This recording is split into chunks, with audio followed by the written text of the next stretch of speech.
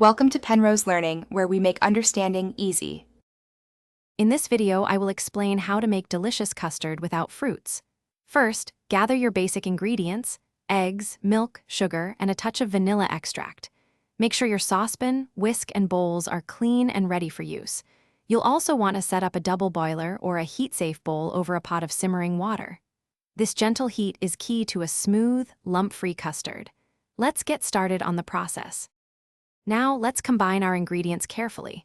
In a bowl, whisk your egg yolks and sugar until they become pale and slightly thickened. In a separate saucepan, gently warm your milk with the vanilla extract over medium heat, ensuring it doesn't boil. Then, slowly pour a small amount of the warm milk into the egg mixture, whisking continuously.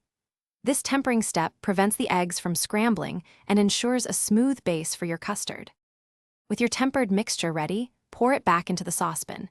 Continue cooking over low heat, stirring constantly with a wooden spoon or spatula. This continuous stirring is crucial to prevent scorching and ensure even cooking. The custard will gradually thicken. You'll know it's done when it coats the back of your spoon, leaving a clear trail when you run your finger across it. This usually happens around 170 degrees Fahrenheit. Once your custard reaches the perfect consistency, immediately strain it through a fine mesh sieve into a clean bowl. This step removes any small lumps, ensuring a wonderfully silky smooth texture. To prevent a skin from forming on top, press plastic wrap directly onto the surface of the warm custard as it cools. Chill your custard for at least 2 hours before serving. For more great tips and deals, including a link to those amazing darn tough socks, check the description below.